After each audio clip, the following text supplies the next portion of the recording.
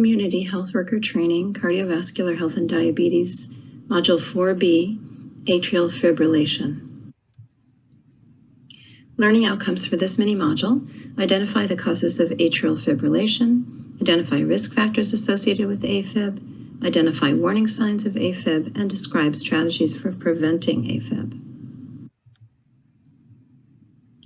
Normally, the heart contracts and relaxes in regular, evenly timed beats. It keeps a steady rhythm of about 60 to 100 beats per minute.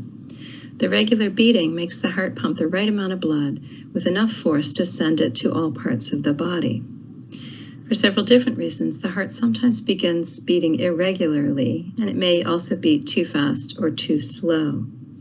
In AFib, the heart's upper chambers, the atria, don't beat in coordination with its lower chambers, the ventricles, and the result is an irregular beat and usually a fast heart rate. At that time, the heart is not pumping the blood well. AFib can take place on and off, or the heart can have this irregular rhythm all the time.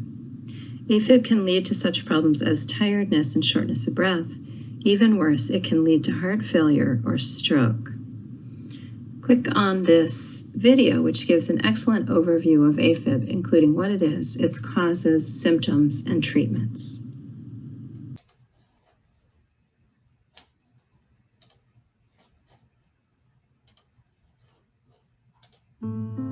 In a healthy heart, the rate and rhythm of the heartbeat are controlled by an electrical system. A series of coordinated electrical signals start in a part of the heart called the sinus node.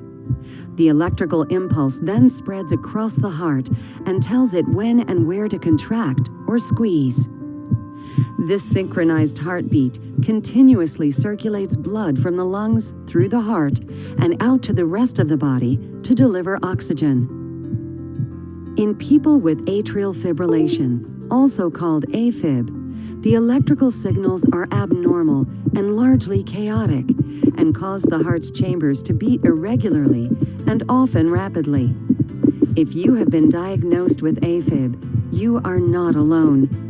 AFib is the most common type of irregular heartbeat, and an estimated 2.7 to 6.1 million Americans are living with AFib.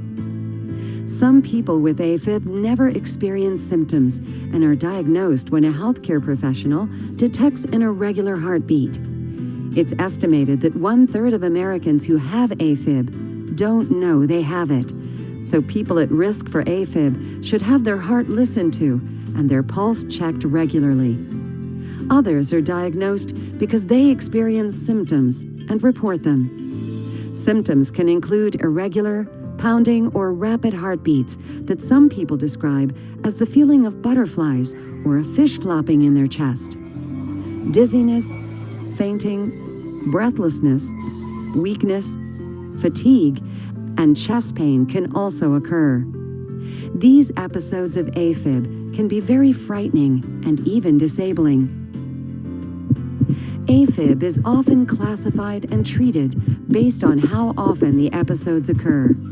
Paroxysmal or intermittent AFib is when episodes stop spontaneously but don't last more than 7 days.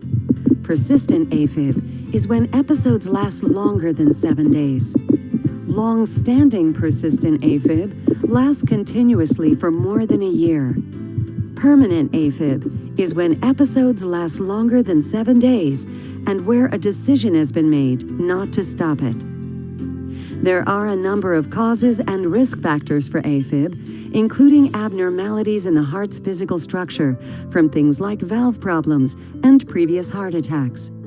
Other causes and risk factors include high blood pressure, coronary heart disease, overactive thyroid or metabolic imbalances, lung disease, previous heart surgery, viral infections, stress, sleep apnea, and exposure to caffeine, alcohol, and certain medications. Sometimes the cause is unknown, although it is known that the risk of AFib increases as we age. Those with AFib have a higher risk for heart failure and stroke, but with proper treatment, these risks can be managed. Having AFib is certainly not a death sentence, and many AFib patients enjoy a healthy and active life. You will likely work with a cardiologist or cardiac electrophysiologist to treat your AFib. One of the treatment goals is to prevent the heart from beating too fast. This rate control can help reduce your symptoms. This usually can be accomplished with medications like beta blockers and calcium channel blockers. Rhythm control is a related but different treatment approach that allows the heart's chambers to work together to efficiently pump blood. Your healthcare professional will let you know whether you might benefit from rhythm control. If so, procedures may be necessary and include electrical cardioversion, where a controlled shock to the chest restores the normal rhythm. Catheter ablation, where radiofrequency, heat, or cryo, cold energy, is used to strategically destroy tissue and prevent the abnormal electrical impulses from spreading. Maze or mini-maze surgery is similar to catheter ablation and may also use incisions to interrupt the signals. Another critical part of treating AFib is preventing strokes.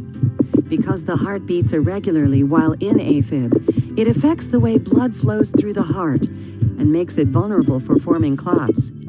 Those clots can travel from the heart to the brain, where they can block vital blood flow and oxygen, resulting in a stroke that can be debilitating or deadly.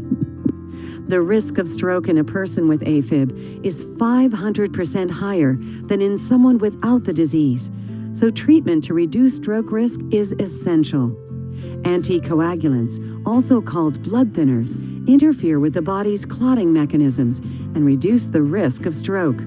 There are now a number of oral anticoagulants available that work in different ways with different benefits and risks, allowing the healthcare professional and patient to choose the right drug for them. Some individuals may not need an anticoagulant because their risk of stroke is so low, or because their risk of bleeding as a side effect of the anticoagulant is too high. However, fatal bleeding while on an anticoagulant is rare, and for most AFib patients, the benefit of preventing AFib-caused strokes outweighs the increased risk of bleeding. In most cases, things like frailty, age, and risk of falls should not be barriers to anticoagulation. If you've been diagnosed with AFib, being a proactive member of your healthcare team is critical to effectively managing your condition. Partner with your healthcare professional in making treatment decisions. This can be confusing and overwhelming, so never hesitate to ask questions and get the information you need. Keep all your medical appointments and take your medications as directed. Don't stop or switch any medications without talking with your healthcare professional. Discuss your diet and any over-the-counter medications that could interfere with your treatment. Continue to exercise with the guidance of your healthcare professional. AFib can cause increased fatigue, but it does not have to eliminate your activities. Be sure to report any changes in your health or symptoms. Getting an AFib diagnosis can be frightening and even confusing, but it is a manageable condition, and you can expect to live a healthy and active life by partnering with your healthcare professional and following the treatment plan that is right for you. To learn more about stroke risk reduction for people with AFib, watch Preventing Stroke from Atrial Fibrillation on YouTube and visit www.agingresearch.org/atrial fibrillation. Brought to you by the Alliance for Aging Research.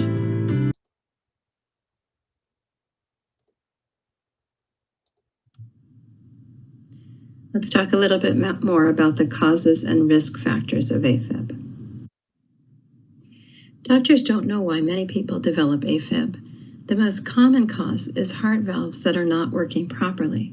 So when we were looking at that diagram of the heart, and I said the valve is what closes so that the blood can only flow forward through the heart and doesn't accidentally flow backwards and back up.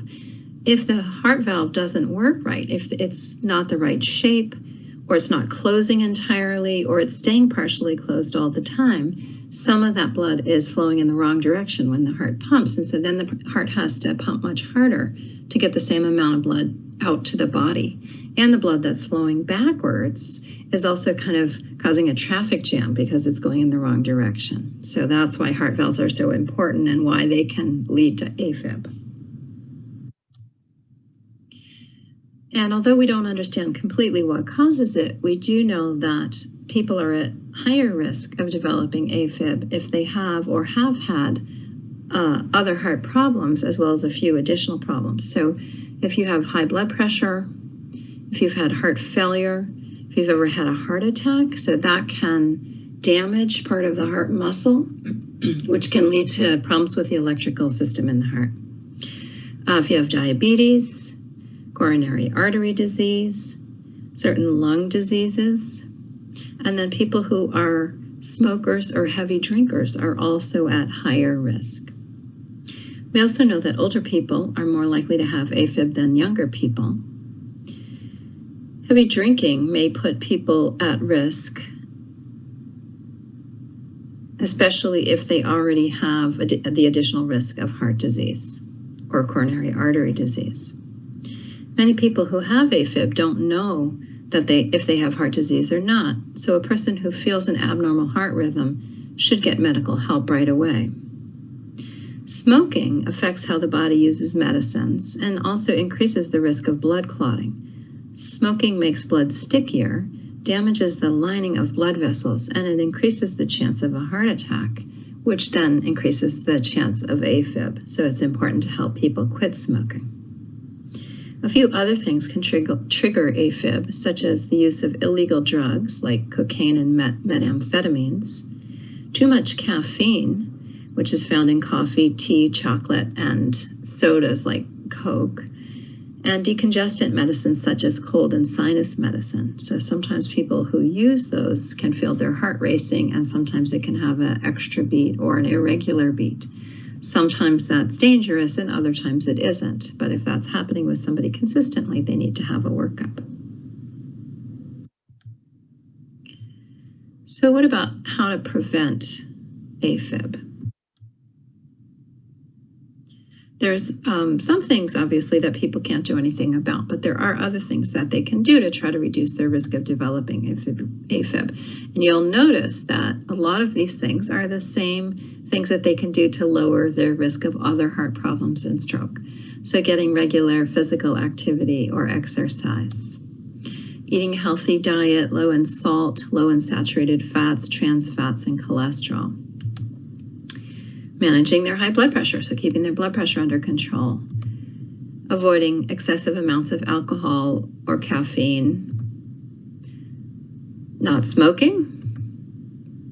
Controlling their blood cholesterol levels, and sometimes that requires medication as well as a careful diet. Maintaining a healthy weight. And if they already have heart disease, getting it treated. What are the warning signs of AFib? So it's important to know that actually some people have no warning signs. They may not feel that they have it at all. And sometimes it's only diagnosed when they're at the doctor for another reason. Other people may have one or more of the following signs: feeling breathless or having difficulty catching their breaths or shortness of breath, dizziness, lightheadedness, or feeling faint, feeling your heart racing, which the medical term for that is palpitations, or some people experience that as their heart pounding or a flopping sensation in the chest. Tiredness or weakness, especially with exercise. Just discomfort or pain is another sign. Other people actually notice an irregular heartbeat. When AFib is left untreated and the heart keeps beating at a fast rate over a long period of time, the heart may become enlarged and can't pump as much blood, which can lead to heart failure. Heart failure can also cause shortness of breath, a feeling of overall weakness, tiredness, and, unlike AFib, it can cause swelling of the legs and the feet. Now you can identify the causes of AFib, identify risk factors associated with it, identify warning signs of AFib, and describe strategies for preventing AFib. The next mini-module, 4C, talks about AFib diagnosis, treatment, and the community health worker's role.